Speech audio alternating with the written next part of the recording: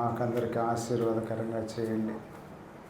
ఫిలోమోను పత్రికలో నుంచి కొద్ది మాటలు ధ్యానించాలని ఆశపడుతూ ఉంటుండగా బలహీనుడిని జ్ఞాపకం చేసుకోండి.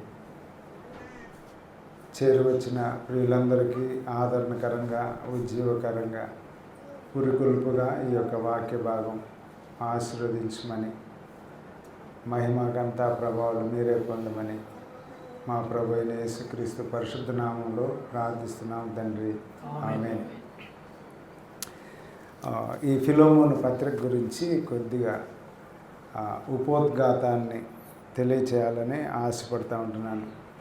ఇది అపోస్తుడైన పౌలు క్రీస్తు శకం 61వ ప్రాంతంలో జైలు నుంచి ఈ యొక్క పత్రికను రాశాడు. ఈ పత్రికతో పాటు కొలసీ పత్రికను కూడా రాసి తుకికుకు ఇచ్చి ఆయనతో పాటు ఫిలోమోన్ను కూడా పంపిస్తూ ఉంటున్నాడు. కొలసీ సంఘానికి ఒక పత్రిక రాశాడు. అంత మాత్రమే కాకుండా బాధ్యత కలిగిన అక్కడ సంఘాన్ని ఇంటిలో నడిపిస్తుంటున్న ఫిలోమోను ఒక వ్యాపారవేత్త, మంచి బిజినెస్ మ్యాన్. ఆయన ఇంటిలోనే సంఘం నడిపించబడతా ఉంటుంది. ఆయన దగ్గర పరిచారకులు ఉన్నారు, దాసులు ఉన్నారు, ఒక వ్యవస్థ అంతా ఉంది. ఆయనకి ప్రత్యేకంగా ఈ పత్రికను రాసి పంపిస్తూ ఉంటున్నాడు. ఈ పత్రికలో ముఖ్య వ్యక్తులు ఎవరు అని అంటే ఒనేసిము. పౌలు అనే ఆయన ఒక మధ్యవర్తిలాగా ఫిలోమోనుకు ఒనేసిముకి మధ్యలో ఈ యొక్క పత్రికను రాస్తూ గడిచిన జీవితం ఒనేసిముది ఎలాగుంది, ఇప్పుడు ఎలాగున్నాడు అనే విషయాన్ని గుర్తు చేస్తూ ఈ ఉత్తరం రాసి ఫిలోమోన్కి ఇవ్వమని పంపిస్తూ ఉంటున్నాడు. ఈ కొలసీ సంఘంలో ఏర్పడిన ఈ సంఘం వాస్తవంగా అపోస్తులైన పౌలు ఎప్పుడు కూడా ఈ పట్టణాన్ని దర్శించలేదు. ఈ పట్టణాన్ని దర్శించకపోయినా ఈ కొలసీలో ఉన్న ఈ సంఘానికి ఉన్న బాధ్యతను గురించి మాత్రం ఆయన ఎపఫ్రా ద్వారా ఏర్పాటు చేయబడిన సంఘాన్ని గురించి తెలియజేసుకుంటూ, లేకపోతే దాని గురించి యోగక్షేమాలు తెలియపరుచుకుంటూ వారికి ఉత్తరాన్ని కూడా రాస్తూ ఉంటున్న పరిస్థితులు మనం చూస్తూ ఉంటున్నాం. దీనిలో మనం గమనించినట్లయితే ఈ యొక్క ఒనేసిము ఈ ఫిలోమోను ఇంటిలో ఒక దాసుడిగా ఉన్నాడు, పనివాడిగా ఉన్నాడు. ఎంతకాలం నమ్మకంగా ఉన్నాడో తెలియదు. కానీ ఒక దినం వచ్చింది, ఫిలోమోను ఇంటిలో దొంగిలించబడి అక్కడి నుంచి పారిపోయిన పరిస్థితిని మనం చూస్తాం. పారిపోయిన ఈ వ్యక్తి ఒనేసిము చివరికి ఎక్కడికి చేరాడు అని అంటే పౌలు దగ్గరికి చేరాడు. పౌలు అప్పటికే ఎక్కడున్నాడు? రోమా చెరలో ఖైదీగా ఉన్నాడు. ఖైదీగా ఉన్న పౌలును అప్రోచ్ అవ్వటం జరిగింది. మరి ఎలాగ అయ్యాడు ఏంటి అనేది వివరాల్లోకి వెళ్ళటానికి సమయం లేదు. వెళ్ళిన తర్వాత ఆ పౌలు గారి ద్వారా ఈ ఒనేసిము రక్షించబడ్డాడు అని మనం చూస్తూ ఉంటున్నాం. బహుశా ఫిలోమోని ఇంటిలో ఈ సంఘం ఏర్పాటు చేయబడి ఉంటా ఉన్నప్పుడు పనివాడు కదా, వారి ఇంటిలో వింటూ ఉంటాడు. జరిగే ఆరాధన, దేవుని కార్యక్రమాల గురించి అన్నీ వింటున్నాడు. అంత మాత్రమే కాదు, దీనికి మూల కారకుడైన వ్యక్తి ఎవరు అని అంటే అపోస్తుడైన పౌలు అనే విషయాన్ని కూడా ఎరిగినవాడు. పౌలు యొక్క ఆధ్యాత్మికత ఎదుగుదల కొరకు ఫిలోమోనును, ఎపఫ్రాను వీళ్ళని బలపరుస్తుంటున్న పరిస్థితులు కూడా విని ఉంటాడేమో ఆ ఇంటిలో ఉన్న కారణం చేత. అలాంటి పరిస్థితుల్లో జైలు జీవితంలో ఖైదీగా ఉంటున్న పౌలు గారి ద్వారా రక్షించబడిన తర్వాత ఈ ఫిలోమోను గురించి మనం కానీ గమనిస్తే పై వచనాల్లో నా బంధకములలో 10వ వచనం చివర అంటాడు, నా బంధకములలో నేను కనిన నా కుమారుడగు ఒనేసీము కోసరం నిన్ను వేడుకొనుచున్నాను. ఒనేసీము కోసరం ఒక వ్యక్తిగా పౌలు ఫిలోమోనును వేడుకుంటూ ఉంటున్నాడు. ఫిలోమోను గురించి అప్రిసియేషన్ చేస్తూ ఉంటున్నాడు. పై వచనాల్లో మనం చూస్తే ఏమంటున్నాడు అని అంటే 4-6 వచనాల్లో, నీ ప్రేమను గూర్చియు ప్రభు అయిన యేసు ఎడలను సమస్త పరిశుద్ధుల ఎడలను నీకు కలిగి ఉన్న విశ్వాసమును గూర్చియు నేను విని నా ప్రార్థనల యందు నీ నిమిత్తము విజ్ఞాపనము చేయొచ్చు ఎల్లప్పుడూ నా దేవునికి కృతజ్ఞతాస్తుతులు చెల్లించుచు క్రీస్తుని బట్టి మీ యందున్న ప్రతి శ్రేష్టమైన వరము విషయమై నీవు అనుభవపూర్వకముగా ఎరుగుట వలన ఇతరులు నీ విశ్వాసమందు పాలివారగుట అనున్నది కార్యకారి కావలేననియు వేడుకొనుచున్నాను. సహోదరుడా, పరిశుద్ధుల హృదయములు నీ మూలముగా విశ్రాంతి పొందినందున. ఎంత మెప్పుగా ఫిలోమోను గురించి అపోస్తులైన పౌలు ఈ పత్రికలో, ఈ ఉత్తరంలో చెప్తా ఉంటున్నాడు అని అంటే, ఆయన ద్వారా ఏమయ్యారంట? పరిశుద్ధుల హృదయములు నీ మూలముగా విశ్రాంతి పొందినాయి. అంటే ఆయన ద్వారా పరిశుద్ధులైంటున్న వారు ఆ భయంకరమైన పర్సిక్యూషన్ జరుగుతుంటున్న ఆ దినాల్లో రోమా సామ్రాజ్యం ఏలుబడిలో భయంకరమైన ఒత్తిడిలో ఉంటున్న టైంలో కూడా ఫిలోమోను దేవుని నమ్మిన పరిశుద్ధులను ఆదరిస్తూ ఉంటున్నాడు. విశ్రాంతి కలగటం అని అంటే ప్రశాంతంగా ఉండటం, నిద్రపోవటం అని కాదు, బాగా పీస్ఫుల్గా ఉంటా ఉన్నారు. దానికి కారణం ఎవరు అని అంటే ఫిలోమోను అంతగా ఆదరిస్తుంటున్న విషయాలన్నింటినీ చెప్తూ కింద వచనాలకు వచ్చేటప్పటికి అంటున్నాడు కదా, నా బంధకములలో నేను కనిన నా కుమారుడగు ఒనేసిము అంటే సహాయకారి అని అంటాడు, హెల్పింగ్ పర్సన్. బంధకాల్లో కూడా ఎవరిని కన్నాడంట? ఈ యొక్క ఒనేసిముని కన్నాడు. బంధకాల్లో కూడా కంటారా అంటే అది బంధకాల్లో కనిన అనుభవాలు ఎవరికి ఉన్నాయి అని అంటే అపోస్తులైన పౌలుకి ఉన్నాయి అని మనం చూస్తూ ఉంటున్నాం. ఈ దినాల్లో కూడా బంధకాలు కలిగితే క్రైస్తవ విశ్వాస జీవితంలో ఆటంకాలు, అడ్డులు అన్నీ వస్తున్నాయి అని అంటే అలాంటి టైంలోనే, అంటే ఏదైతే పర్సిక్యూషన్, ఇబ్బందులు కలిగి హింసలు కలుగుతుంటున్నాయో ఆ హింసలలో నుంచి దేవుని సువార్త ద్వారా అనేకులు రక్షించబడటానికి కారణం అవుతూ ఉంటుంది అనేది మనం గమనించాలి.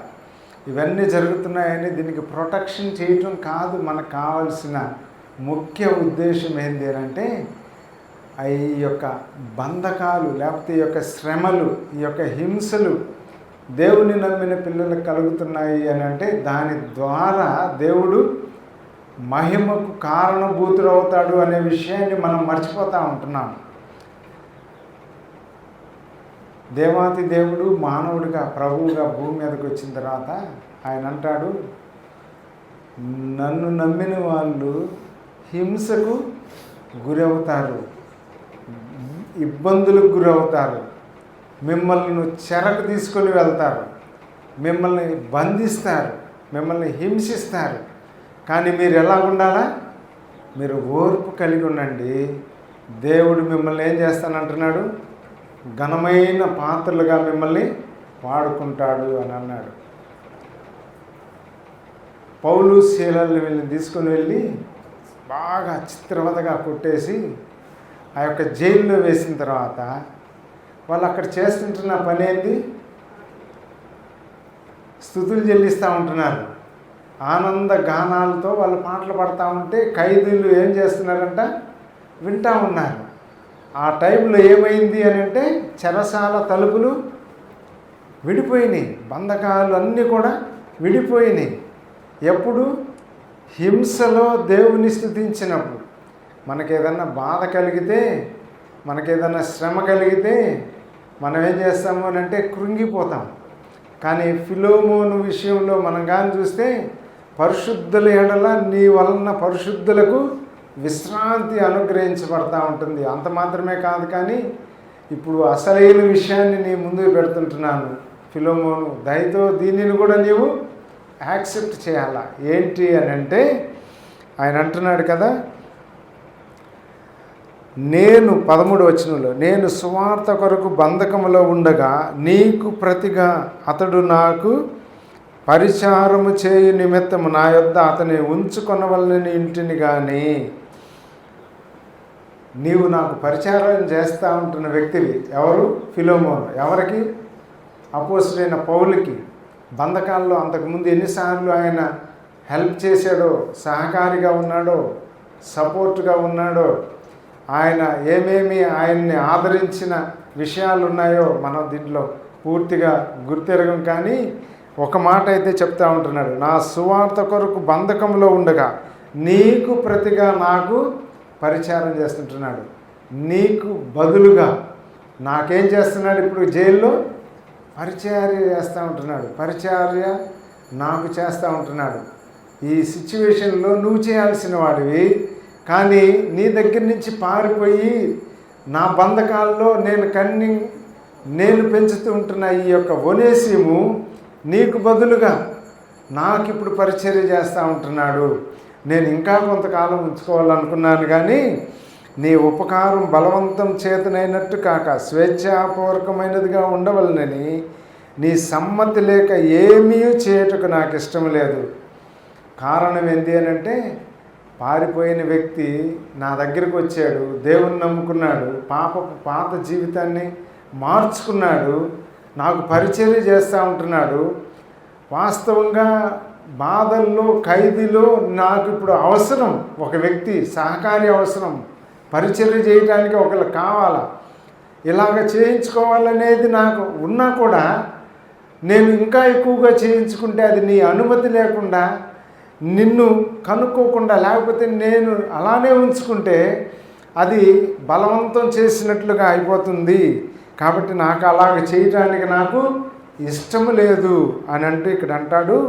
అతడు ఇక మీదట దాసుడిగా ఉండక, ఇప్పుడు చెప్తా ఉంటున్నాడు ఏమని, నీవు ఏ వ్యక్తి అయితే నీ దగ్గర దాసుడిగా ఉన్నాడో, పనివాడిగా ఉన్నాడో, ఏమైతే నీ దగ్గర పనివాడిగా నీ దగ్గర నుంచి అపహరించో, నీ దగ్గర నేరం చేసో, నీకు దూరంగా బయటకు వచ్చేసి పారిపోయాడో, ఆ వ్యక్తి దేవుడి చేత నా దగ్గర నా బంధకాల్లో పట్టుబడ్డాడు, నాకు పరిచర్య చేస్తూ ఉంటున్నాడు నీకు బదులుగా. ఇలాంటి వ్యక్తి ఇప్పుడు ఎలాగున్నాడు అని అంటే, ఇప్పుడు దాసుడిగా పంపించట్లేదు నీ దగ్గరికి. ఎలాగ పంపిస్తున్నాను అని అంటే, ఒక ప్రియ సహోదరుడుగా, విశేషముగా నాకును శరీర విషయమును ప్రభువునందును మరి విశేషంగా నీకును ప్రియ సహోదరుడుగా నీ యొద్ద ఎల్లప్పుడూ ఉండటకే కాపాలు. అతడు కొద్ది కాలం నిన్ను ఎడబాసి ఉన్నాడు. ఒక ట్రైనింగ్ టైం అనుకుందాం. ఇది మాకు కూడా ట్రైనింగ్ ఇస్తారు సివిల్ పర్సన్గా. మా సివిల్ మైండ్లో నుంచి వెళ్ళగానే యూనిఫామ్ ధరించుకోవాలి అని అంటే 8 నెలల నుంచి సంవత్సరం పాటు ట్రైనింగ్ ఇస్తారు. వాళ్ళు ఇచ్చే ట్రైనింగ్లో మన మైండ్ అంతా కూడా అంతవరకు ఒక నార్మల్ సిటిజన్ మైండ్ ఉంటుంది. ఆడికి వెళ్ళిన తర్వాత ఆ యూనిఫామ్ డిసిప్లిన్ దానిలోనికి తీసుకొని వెళ్ళటానికి 8 నెలలు అవుట్డోర్లో మమ్మల్ని బాగా సానపడతారు. ఎండ లేదు, చలి లేదు, వర్షం వచ్చినా చేపిస్తారు పెరడ్స్. కారణం ఏంటి అని అంటే, అన్ని సిచ్యువేషన్స్లో మనం దాంట్లోనికి రావటానికి, ఒక సోల్జర్గా తయారవటానికి ఆ ట్రైనింగ్స్ అన్నీ అవసరం. లెఫ్ట్ అని కొట్టమంటే రైట్ వస్తూ ఉంటుంది, అంటే కరెక్ట్గా లెఫ్ట్ రైట్ కొట్టడానికి కూడా ఆ కథం పడటానికి, అంటే స్టెప్స్ పడటానికి కూడా ప్రాక్టీస్ చేస్తే తప్ప అవ్వదు. చివరికి 8 నెలలు ట్రైనింగ్ చేసిన తర్వాత మా ప్లాటూన్లో ఒకడు ఉన్నాడు, ఇప్పుడు అసిస్టెంట్ సబ్ ఇన్స్పెక్టర్ అయ్యాడు. చివరి పాసింగ్ అవుట్లో టెస్ట్లో కూడా అందరము లెఫ్ట్ లెగ్ ముందుకు తెచ్చి మార్చి పాస్ చేస్తుంటే ఆపోజిట్లో చేసేవాడు. ఇంకా ఆ గుంపులో మధ్యలో పెట్టేసేసారు. ఎందుకు వచ్చిన బాధ అని. సరే ఎందుకు చెప్తున్నాను అని అంటే 8 నెలలు ట్రైనింగ్ చేస్తే కూడా ఆ స్టెప్ రాలా వాడికి. ఇక్కడ బంధకాల్లో పారిపోయిన ఈ వ్యక్తిని జైలులో అపోస్తుడైన పౌలు దగ్గర రక్షించబడిన తర్వాత రక్షించబడిన ఇతను ఎలాగ తయారయ్యాడు అని అంటే ఒక మంచి సహోదరుడిగా, పరిచర్య చేసేవాడిగా, నమ్మకస్తుడిగా తయారయ్యాడు. ఇంత నమ్మకంగా ఉంటున్న ఈ వ్యక్తిని మరలా తన దగ్గర పెట్టుకోవటానికి ఇష్టం లేక మరలా ఫిలోమోన్ దగ్గరికి రిటర్న్ పంపిస్తూ ఈ ఉత్తరాన్ని రాసి పంపిస్తూ ఉంటున్నాడు. కొలసి సంఘానికి రాసిన పత్రిక వేరుగా ఉంది, ఇండివిజువల్ పత్రికగా ఉత్తరంగా దీన్ని ఇచ్చి పంపిస్తూ ఉంటున్నాడు. దాని తర్వాత వచనంలో మనం చూస్తే 18వ వచనంలో అంటాడు, అతడు నీకు ఏ నష్టమైనను కలుగజేసిన ఎడలను, నీకు ఏమైనా రుణమున్న ఎడలను అది నా లెక్కలో చేర్చుము. నీ దగ్గర ఏం తీసుకుని వెళ్ళాడు ఏంటో అది నీకు తెలుసు, అది నా యొక్క లిస్టులో నా యొక్క అప్పు ఇచ్చిన దాంట్లో, లేకపోతే నాకు రుణం ఇచ్చేవని తనకి తీసుకున్న దాన్ని నా యొక్క లెక్కలో రాయి. అయినా నేను నీకు రుణపడలేను, నీవే నాకు రుణపడి ఉన్నావు అని అంటున్నాడు తర్వాత వచనాల్లో. సరే, ఇక్కడ ఈ విషయంలో మనం కానీ గమనిస్తే ఈ యొక్క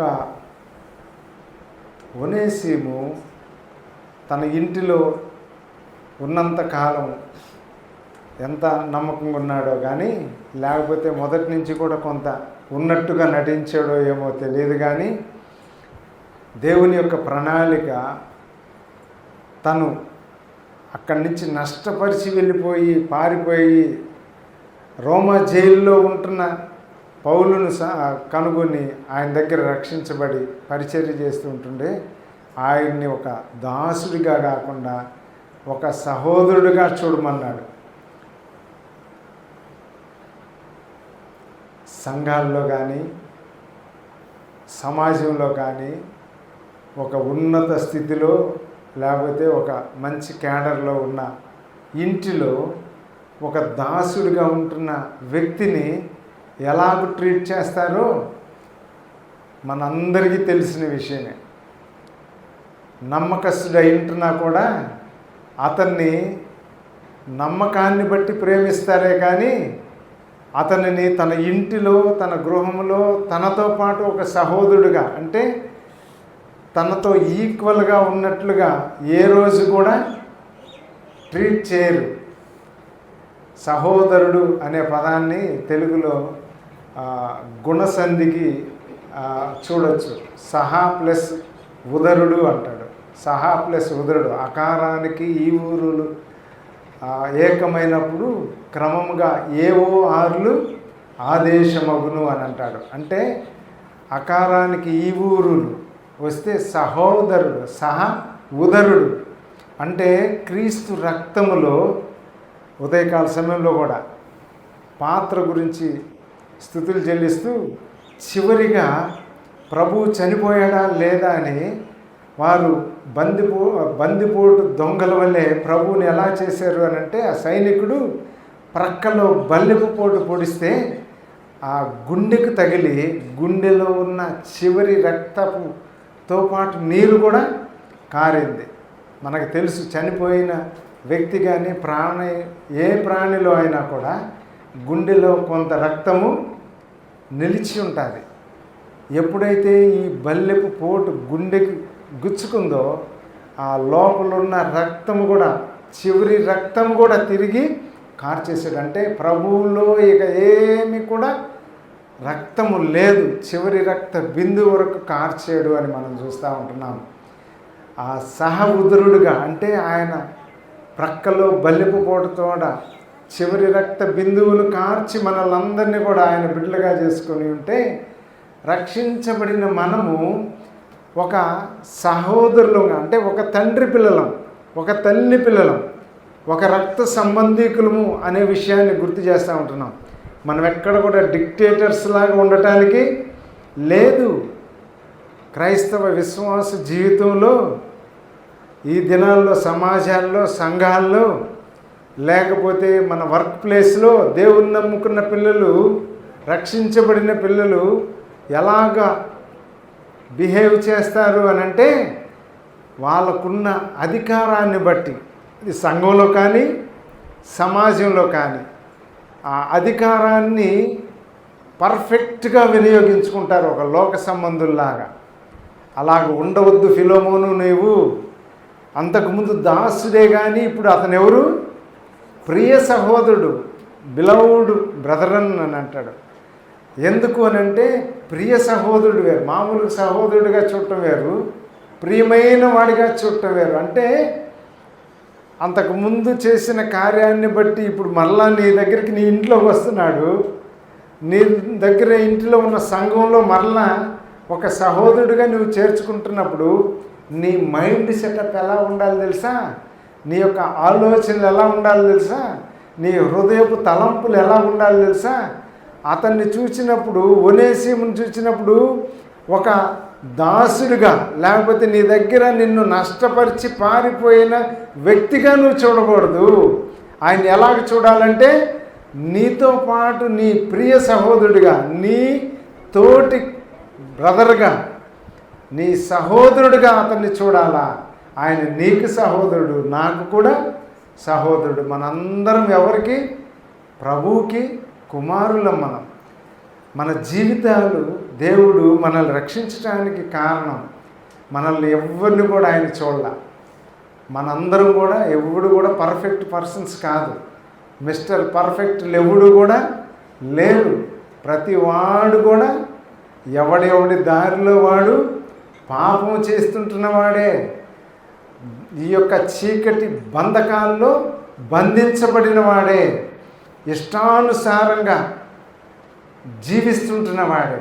మనసు యొక్కయు శరీరం యొక్కయు కోరికలు నెరవేర్చుకొనుచు దైవోగ్రతకు పాత్రులమైంటున్న మనల్ని క్రీస్తు ప్రభువు తన ప్రేమ ద్వారా, తన శిలువ రక్తం ద్వారా మనలందరినీ ఏం చేశాడు? ఏకం చేశాడు, రక్షించాడు.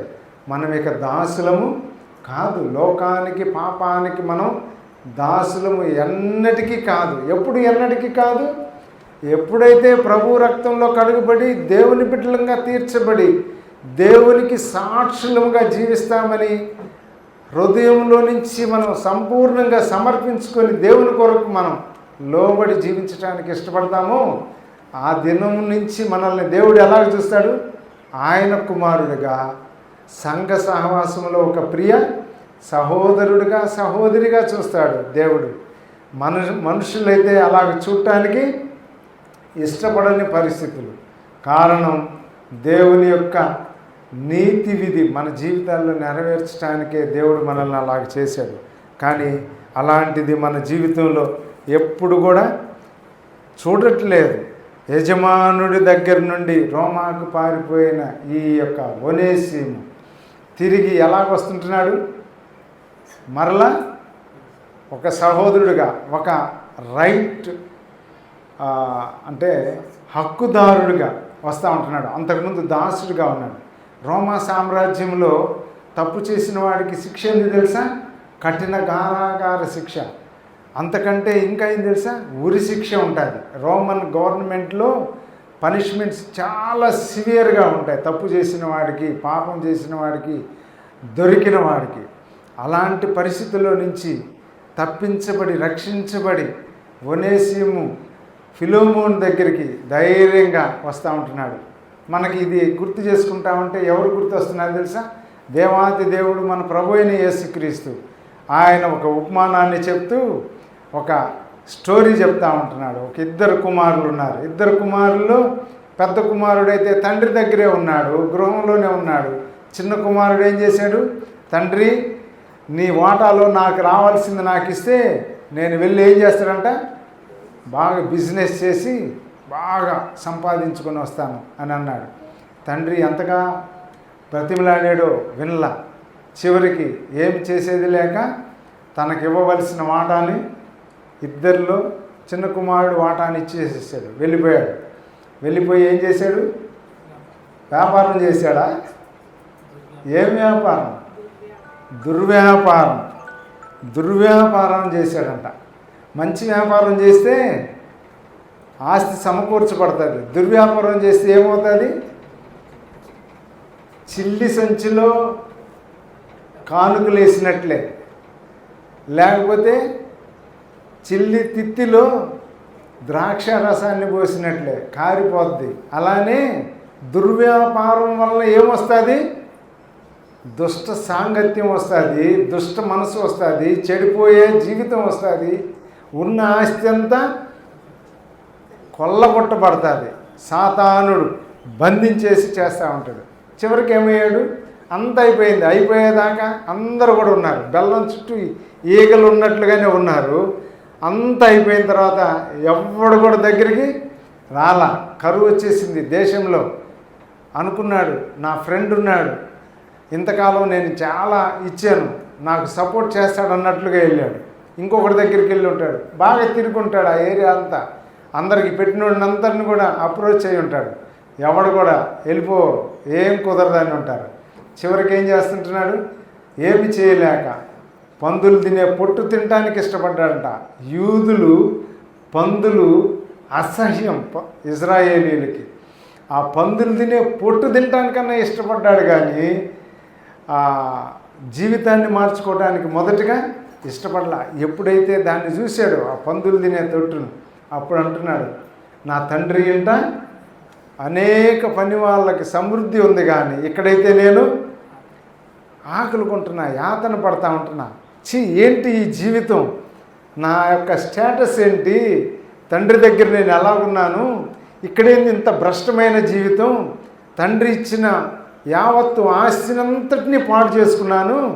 ఇప్పుడు తిరిగి నేను వెళ్ళాలంటే నేను ఎలాగా అనుకుంటున్నాడు.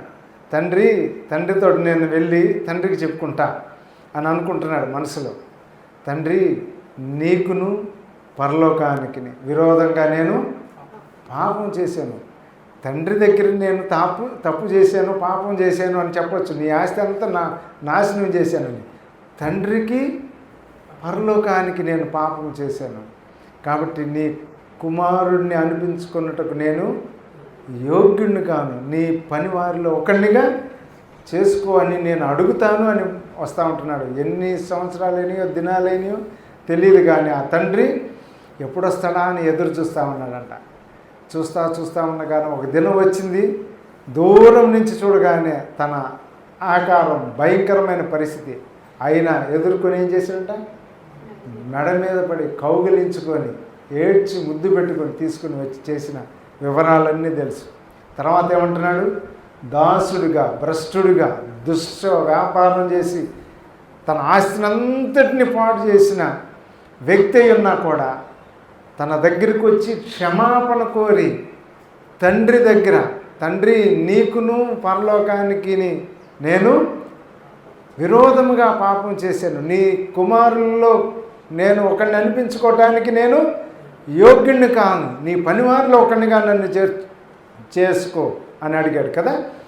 ఏమన్నాడు? తీసుకొని వెళ్ళి గొప్ప విందు చేయించాడంట తండ్రి అందరికీ.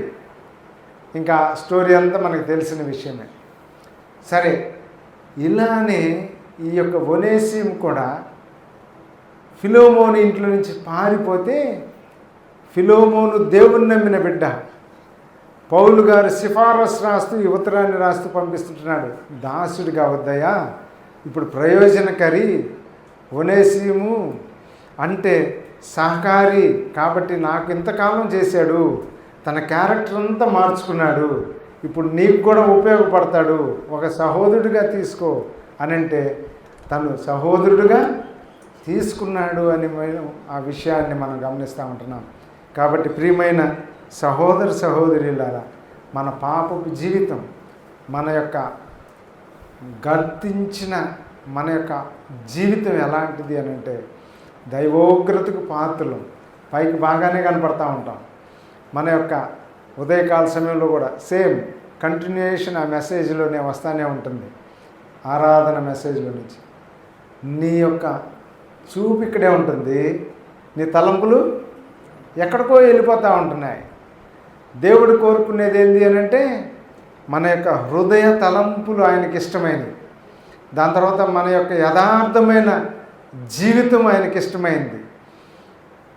మన జీవితంలో వేషధార జీవితం దేవుడు మనల్ని ఇష్టపడేవాడు కాదు. అందుకని అంటాడు ప్రభు, ఏమంటున్నాడు దశ, వేశ్యకైనా స్థలం ఉంది కానీ వేషధారికి పరలోకంలో స్థానం లేదు అని అంటున్నాడు. అంటే వేశ్య తన యొక్క పాపపు జీవితాన్ని దేవుని సన్నిధిలో ఒప్పుకుంటుంది. వేషధారి ఒప్పుకోవటానికి ఇష్టపడడు. ఒక భక్తుడు కొంతకాలం క్రితం, చాలా సంవత్సరాల క్రితం చెప్పింది అలానే గుర్తుండిపోయింది. ఆయన అంటాడు, బిడ్డని మార్కెట్కి వెళ్ళి కుందేలు పిల్లని తీసుకురమ్మన్నాడంట. వెళ్ళాడు, మార్కెట్కి వెళ్ళాడు, కుందేలు పిల్లని తీసుకున్నాడు, బ్యాగ్లో పెట్టుకున్నాడు. తిరిగి వస్తూ ఉంటే గ్రౌండ్ మధ్యలో అడ్డొచ్చిందంట. కాసేపు ఆడుకొని ఇంటికి వెళ్దాం అనుకుని కాసేపు ఆడుకుంటున్నాడు. ఆ తుంటరి పిల్లలు ఏం చేశారంటే దాంట్లో ఏముందని చూస్తే కుందేలు పిల్ల ఉంది. ఆ కుందేలు పిల్లని తీసి పంది పిల్లని పెట్టారంట. పంది పిల్లని పెట్టేశారు, కుందేలు పిల్లని దాచిపెట్టారు. మళ్ళీ ఇంటికి వచ్చేసాడు, టైం అయిపోతుందని. అమ్మ దగ్గరికి వచ్చిన తర్వాత అడిగింది, నాయనా ఏం తెచ్చావు? కుందేలు పిల్ల. ఏది తీయని చూస్తే పంది పిల్ల. ఏంట్రా, నేను కుందేలు పిల్లని తెమ్మంటే నువ్వు పంది పిల్లని పట్టుకొచ్చావు అని కోప్పడింది. వీడికి ఏం అర్థం కావట్లా. నాకు కుందేలు పిల్లనే ఇచ్చాడే, పంది పిల్ల ఎలా వచ్చిందని మరలా వెళ్తున్నాడు రిటర్న్ ఇవ్వటానికి. మళ్ళా వెళ్ళేటప్పుడు మళ్ళా గ్రౌండ్ వచ్చింది, మళ్ళీ ఆడుతూ ఉంటున్నాడు. మళ్ళా తుంటరి పిల్లలు కుందేలు పిల్లల్ని పెట్టి పంది పిల్లల్ని దాచిపెట్టారు. మార్కెట్కి వెళ్ళాడు, షాప్లో ఆయన ఎదురుతూ ఉన్నాడు, నేను మా మమ్మీ కుందేలు పిల్లని అడిగింది, కుందేలు పిల్లని తెమ్మని అడిగితే నేను కుందేలు పిల్లని అడిగితే నువ్వు పంది పిల్లని ఎందుకు ఇచ్చేవాడిని? నేను పంది పిల్లని ఎందుకు ఇస్తాను రా బాబు, నీకు కుందేలు పిల్లని ఇచ్చే. నేను ఓపెన్ చేసి చూస్తే మళ్ళీ కుందేలు పిల్లే. వీడికి ఏం అర్థం కావట్లా. ఎందుకు ఈ విషయాన్ని చెప్పాడు అని అంటే, మన జీవితంలో కూడా దేవుని సన్నిధిలో లేకపోతే దేవుని దగ్గరికి వచ్చినప్పుడు లేకపోతే దేవుని పిల్లలతో కలిసినప్పుడు కుందేలు పిల్లలా ఉంటాం. మళ్ళా లోకంలోకి వెళ్ళిపోతే మళ్ళా పంది పిల్లే, తెల్లగానే ఉంటుంది పంది పిల్ల. చిన్నపిల్లలు అలానే ఉంటాయి, పంది పిల్లే. మళ్ళా లోపలికి వస్తే కుందేలు పిల్ల, బయటికి వెళ్తే పంది పిల్ల. అందుకనే యాకోబు పత్రికలు అంటాడు, మీ మాటలు రుచికరంగా ఉండాలా, బయట ఒకటి లోపల ఒకటి ఉండకూడదు. నిన్న గుర్తు చేసుకున్నాం, అనేక స్కామ్స్ వచ్చినాయి కదా, సిగ్నల్స్ ఉన్నాయి. మీకు గుర్తుందో లేదో, మా చిన్నతనంలో ఒక బ్రాస్ మెటల్ రాడ్ పెట్టేసి దానికి ఒక చిన్న రింగ్స్ పెట్టేవాళ్ళు. రింగ్స్ పెట్టేసి దానికి కరెంట్ సప్లై ఇచ్చేవాళ్ళు అనమాట. 5 పైసలు పైసా అప్పుడు ఉండేవి. అవి వేస్తే డబ్బులు ఇచ్చేవాళ్ళు. అది తగలకుండా రాడ్లో నుంచి దాన్ని ఈ చివరి నుంచి ఆ చివరికి తీసుకొని రావాలి. అది ఇంపాసిబుల్ అనమాట. చాలా చిన్న రింగ్ వచ్చే లోపల కీక్ అని వేస్తుంది అనమాట. తగలగానే సౌండ్ రాగానే మనం ఎంత ఇస్తామో ఆ డబ్బులు ఆడబెట్టేసి గమ్ముకెళ్ళాలి. మనకు కూడా సిగ్నల్స్ కానీ దేవుడు పెడితే, ఆ వైర్లు పెడితే పైన ఇటు ఒక రెడ్ లైటు, మధ్యలో ఒక ఎల్లో లైటు, ఒక గ్రీన్ లైట్ పెడితే మనం బయటికి వెళ్తున్నప్పుడు వస్తున్నప్పుడు ఏ లైట్ వెలుగుతుందో తెలుసా? ఎల్లో లైట్ కూడా వెలగదేమో, రెడ్ లైట్లోనే వెళ్తూ ఉంటాం, రెడ్ లైట్లోనే తిరిగి వస్తూ ఉంటాం. అమ్మ రెడ్ లైట్ వెలుగుతుంది, మనం ఏదో లోపల ఆలోచిస్తూ ఉంటున్నాం, తలుస్తూ ఉన్నాం, చూస్తూ ఉన్నాం. రెడ్ లైట్ వెలుగుతూ ఉంది కాబట్టి ఏం ఆలోచించకూడదు, ఏం చూడకూడదు అని వెళ్తూ ఉన్నంతసేపు మళ్ళీ ఎల్లో లైట్ గ్రీన్ లైట్లోకి వస్తుంది. సడన్గా మళ్ళీ రెడ్ లైటే. మన జీవితం అంతా ఎక్కువ శాతం రెడ్ లైటే. గ్రీన్ లైటు రేర్ కేసుల్లో ఉంటుంది, ఎల్లో లైటు పర్సంటేజ్లో ఉంటుంది. మళ్ళీ మనం ఏమంటాం తెలుసా? ఎదుటి వాళ్ళని దాసులుగా చూసే పరిస్థితులానే ఉంటాం. దాసులుగా అంటే పాపకి లేకపోతే బంధకాలకి గురైన వాడు అనమాట. అలానే చూస్తూ ఉంటాం. మనమేదో పర్ఫెక్ట్ లాగా, ఎదుటివాడు అసలు ఇక మామూలుగా లేడు అని ఎదుటివాడి గురించి ఎదుటివారి కంటిలో నలుసుని చూస్తూనే ఉంటాం. కానీ అసలు మన కంట్లో పెద్ద దూలాలు ఉన్నాయనే సంగతి మర్చిపోతాం. ఆ దూలాలు ఉన్నాయనే దానికి ఏమి ఇండికేషన్ పెట్టాలి తెలుసా? 3 ఎలక్ట్రానిక్ ఈ లైట్లు పెట్టాలి ప్రతి వాడికి. కానీ మనం పెట్టుకున్నామంటే స్పిరిచువల్గా పెట్టుకుంటే ఆధ్యాత్మికంగా మనకు 3 లైట్లు ఉన్నాయని గుర్తుపెట్టుకుందాం. మన జీవితంలో మనం నడిచే ప్రతి ప్రవర్తనలో ఏ లైట్ వెలుగుతుందో అది మనకే తెలుస్తుంది, దేవునికి తెలుస్తుంటుంది.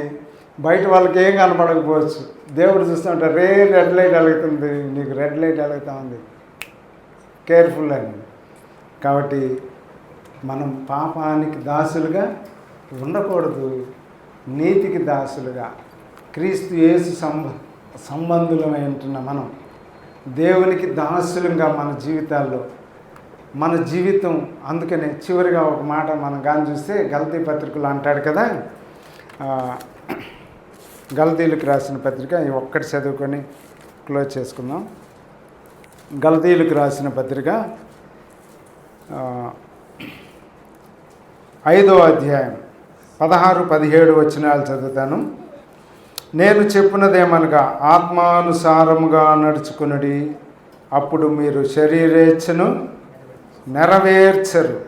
ఆత్మానుసారముగా నడుచుకునుడి, అప్పుడు శరీరేచ్ఛను నెరవేర్చరు. శరీరము ఆత్మకును, ఆత్మ శరీరమునకును విరోధముగా అపేక్షించును.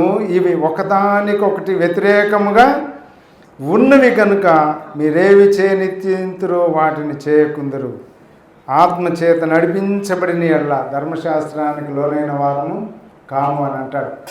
ఆత్మకు శరీరానికి రెండిటికి మన జీవితంలో యుద్ధమే.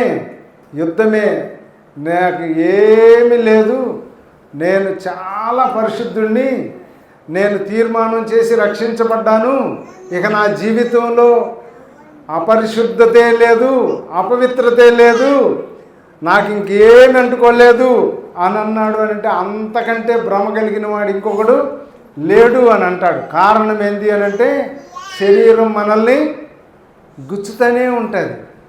మనల్ని ఒక చెట్టు మొద్దు వరకు కొట్టేసేస్తే దానికి ఇక్కడ ఉంటున్న నీళ్లు కానీ మళ్ళా అంటుకుంటే ఏమవుతుంది తెలుసా? చిగురిస్తుంది. మానవుడు కానీ చిగురులు వేసుకుంటూ వస్తూ ఉంటుంది. మన జీవితాలు కూడా అలానే ఉంటాయి. కాబట్టి గలతీయులారా జాగ్రత్త అని పౌలు గలతీయుల్ని హెచ్చరిస్తుంటున్నట్టుగా మనల్ని కూడా హెచ్చరిస్తూ ఉంటున్నాడు. శరీరం ఆత్మకు శరీరం విరోధంగా ఉంటుంది. కాబట్టి ఆత్మానుసారంగా నడుచుకునుడి, అప్పుడు మీరు శరీరేచ్ఛలను నెరవేర్చరు. మనం ఎప్పుడైతే ఆత్మానుసారంగా నడుచుకోవడానికి మిస్ అయిపోతామో ఇంక ఏమి చేయనక్కర్లా. మిస్ అయిపోతే చాలు, డిరైల్ అయిపోయినట్టే. ఆటోమేటిక్గా శరీరంలో జీవిస్తుంటున్నాం కాబట్టి ఆ క్రియలు మొలకెత్తుతాయి, గూడు కట్టేస్తాయి. కాబట్టి పాపానికి దాసులం కాదు. ఫిలెమోను, దేవునికి దాసులుగా మనం ఉండాలా. అంతకుముందు నీకు దాసుడిగా ఉన్నాడు ఈ యొక్క ఒనేసిము, కానీ ఇప్పుడు నీకు దాసుడు కాదు, ప్రియ సహోదరుడు. నీకు నాకు ప్రియ సహోదరుడిగా ఉన్నాడు. కాబట్టి ఇప్పుడు నీకు ఉపయోగకరంగా ఉంటాడు, నీకు బాగా సహకారిగా ఉంటాడు. దానికి నేను స్టాంప్ వేస్తుంటున్నాను, నేను దానికి నీకు సాక్ష్యం తెలుపుతుంటున్నాను అని చెప్తూ ఈ ఉత్తరాన్ని రాసి పంపిస్తుంటున్నాడు. ఆ దినాన్ని నుంచి ఆయన ఆ ఒనేసిము ఎంతగా ఇంట్లో దీవించబడ్డాడో, ఎంతగా నమ్మకంగా ఉన్నాడో, తన యొక్క పాత జీవితాన్ని క్షమించబడిన తర్వాత ఎంత సంతోషంగా ఉంటున్నాడు. పరిశుద్ధుల హృదయాలు నీ ద్వారా విశ్రాంతి పొందుతున్నాయనే అనుభవంలోనికి ఈ యొక్క ఒనేసిము కూడా వచ్చి ఉన్నాడు అనేది జ్ఞాపకం చేసుకుంటుంటున్నాం. కాబట్టి ఉదయకాల సమయంలో రక్షించబడిన మనం దేవునికి దాసులం మనం. కాబట్టి దేవునికి దాసులుగా ఉండాలే కానీ మనుష్యులకి, పాపానికి దాసులుగా, లోకానికి దాసులుగా ఉండకూడదు. దాని తర్వాత మన అవయవాలను ఏం చేయాలంట? నీతికి సాధనాలుగా చేయాలన్నాడు. రోమా పత్రిక 12వ అధ్యాయంలో, అలానే కొరింథీ పత్రిక 1వ పత్రిక 12వ అధ్యాయంలో సంఘంలో అవయవాలు ఎలాగుంటాయి, ఒకదానికొకటి ఎలాగుంటాయి, అవి ఎలాగ అమర్చబడి ఉంటాయి. శరీరం యొక్క క్షేమం కొరకు, ఆరోగ్యంగా ఉండే శరీరానికి అవయవాలన్నీ ఎలాగా చక్కగా అమర్చబడి ఆరోగ్యంగా ఉంటే శరీరం వృద్ధి చెందుతాదో, సంఘము, సహవాసము, సమాజము, దేవుని పిల్లల సహవాసము ఆరోగ్యకరంగా అందరం ఉంటేనే ఆ సంఘము, సహవాసము, ఆ యొక్క అభివృద్ధి చెందుతుంది ఆరోగ్యకరమైన సంఘం. హెల్దీ చర్చ్ అంటాడు. కాబట్టి హెల్దీ చర్చ్లో ఉండాలంటే మనందరం కూడా అవగాహనగా చేయబడ్డాం. ఎవరికి ఇచ్చిన వరాన్ని మనం వాటిని వినియోగించుకునేదానికి ఉందాం. వేరే దాని గురించి ఆశపడద్దు. దాని తర్వాత అన్నీ నేనే చేస్తానని వన్ మ్యాన్ షో చేయకూడదు.